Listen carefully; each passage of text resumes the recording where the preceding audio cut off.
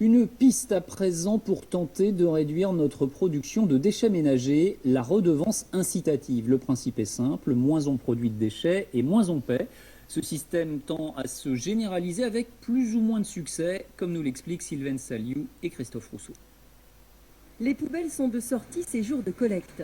Petit bac pour un couple ou une personne seule, grand bac pour famille avec enfants. Depuis 2005, ces habitants paient le traitement de leurs déchets selon le volume qu'ils produisent. Avant, j'avais une grande, et puis bon, je demandais à avoir une petite. Et puis là, ils m'ont changé. La devant, c'est moins cher. Non, il faut pas passer. Ah non, ils leur prennent en poisson, celle-là. Ah oui, je veux le prix, moi. Je ne mets pas n'importe quoi. Hein. Et chacun fait des efforts pour réduire ses déchets et donc sa facture. C'est toute la pente va dans le parc aux poules. Je n'emmène jamais à la déchetterie, moi. Ben, j'ai pas le temps. Allez.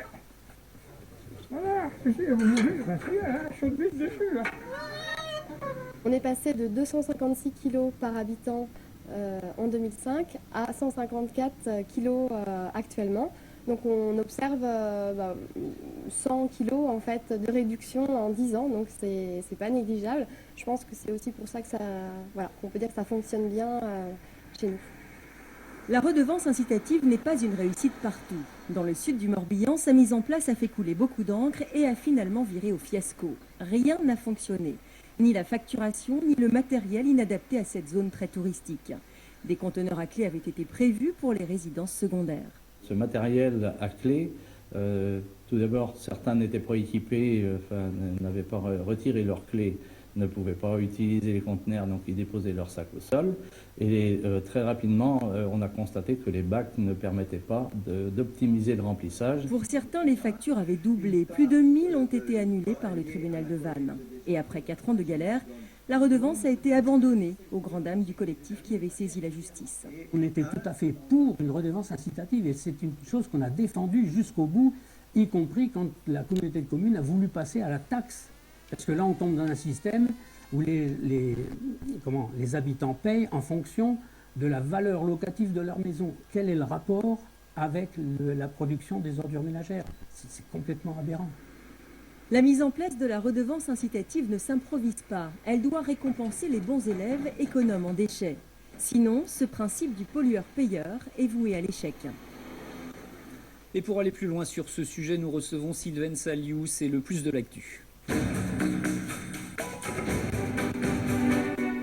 Bonsoir Sylvaine. Alors, est-ce que ce mode de tarification s'installe dans notre région? Eh bien, un Breton sur 10 est soumis à une tarification incitative. Alors, cette tarification est calculée soit en fonction du poids et du volume des déchets, soit en fonction du nombre de levées, c'est-à-dire du nombre de fois que vous faites vider votre poubelle d'ordures ménagères. Alors, dans les faits, est-ce que cette redevance fait ses preuves? Est-ce qu'elle est efficace? Partout où elle a été mise en place, les habitants trient mieux. Ils compostent davantage, ils réparent et semblent plus regardants sur ce qu'ils jettent. On remarque d'ailleurs une baisse des tonnages de déchets ménagers non triés et une hausse de déchets triés, donc par exemple les plastiques ou les papiers. Et alors, la facture, elle baisse également? Eh bien là non, la réduction n'est pas systématique. Dans la plupart des cas, la part incitative permet aux communes de maîtriser les coûts de traitement des déchets qui augmentent sans cesse. Alors c'est là qu'il faut communiquer. Les élus et leurs équipes doivent faire preuve de pédagogie.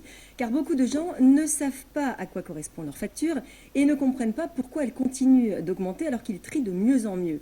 C'est le cas par exemple dans les 65 communes du syndicat intercommunal Centre-Ouest Ille-et-Vilaine où la mise en place de cette taxe ne passe pas du tout. Les recours se multiplient pour faire annuler les factures. Alors sans doute faut-il voir là plus un problème de communication qu'un refus de voir cette taxe appliquée.